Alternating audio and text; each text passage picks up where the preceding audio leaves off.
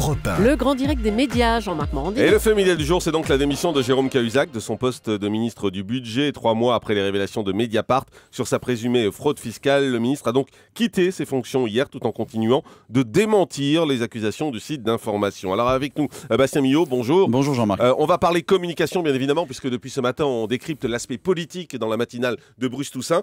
Mais revenons donc sur la communication à la fois de Mediapart et à la fois de Cahuzac. Exactement Jean-Marc, parce qu'on assiste ce matin à l'épilogue provisoire d'une bataille sans merci où les participants se sont portés les coups les plus rudes et ont utilisé tous les moyens à leur disposition pour faire entendre leur point de vue. Et dans cette guerre de communication médiatique, on avait d'un côté Mediapart, le site d'investigation bien connu dirigé par Edoui Plenel, et Jérôme Cahuzac, ministre du Budget démissionnaire depuis hier, tout ça sous fond d'argent, de pouvoir, de possibles fraudes fiscales, d'extraits téléphoniques et d'officines, un vrai cas d'école et de vrais coups de com'.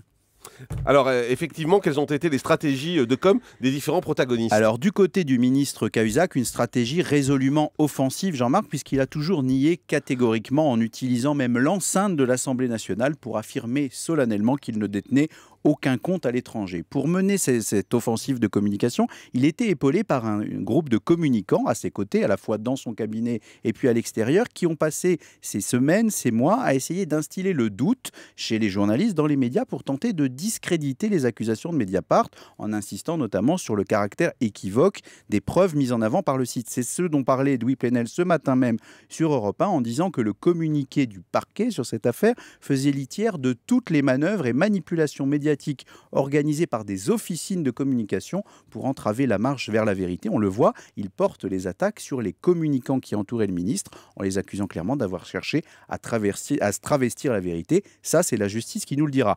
La communication du côté de Mediapart, c'était de rendre coup pour coup, et c'est pour ça que le directeur du site, Edoui Plenel, et le journaliste qui a mené les investigations, qui s'appelle Fabrice Arfi, se sont déployés, Jean-Marc, méthodiquement dans tous les médias pour affirmer qu'ils étaient certains de ce qu'ils avançaient. Donc on avait à la fois l'offensive extrêmement puissante du ministre, épaulé par des communicants, ces fameux hommes de l'ombre qui passionnent le public, et de l'autre, un site d'information qui affirmait catégoriquement qu'il avait raison. Et comme on l'annonçait ici même en décembre, en évoquant la possible mort médiatique d'un des deux protagonistes, eh bien Jérôme Cahuzac lui-même avait repris les mots de la chronique de l'époque en disant « Cette affaire se terminera par un mort, j'espère seulement que ce ne sera pas moi, mais Mediapart ». Eh bien aujourd'hui, on assiste à la fin du premier round. C'est donc clairement une victoire pour Mediapart. Oui, une première victoire dans un feuilleton qui risque de connaître encore quelques épisodes. Depuis 3 mois, Mediapart n'a eu cesse de clamer son sérieux, et c'est vrai que quand on écoutait cet enregistrement un peu inaudible avec une voix d'outre-tombe qui était présentée comme étant celle de Jérôme Cahuzac,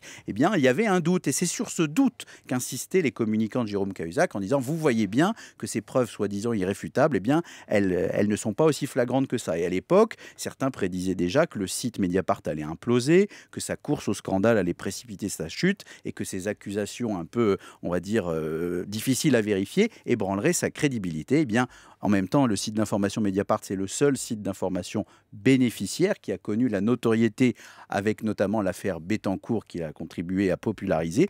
Aujourd'hui, le site gagne clairement cette première manche. Mais Jérôme Cahuzac, lui, n'a pas mal communiqué puisqu'hier, il a choisi la bonne stratégie en se contentant d'un sobre communiqué à l'occasion de son départ dans lequel il dit « Cela ne change rien ni à mon innocence ni au caractère calomniateur des accusations lancées contre moi et c'est à le démontrer que je vais désormais consacrer toute mon énergie.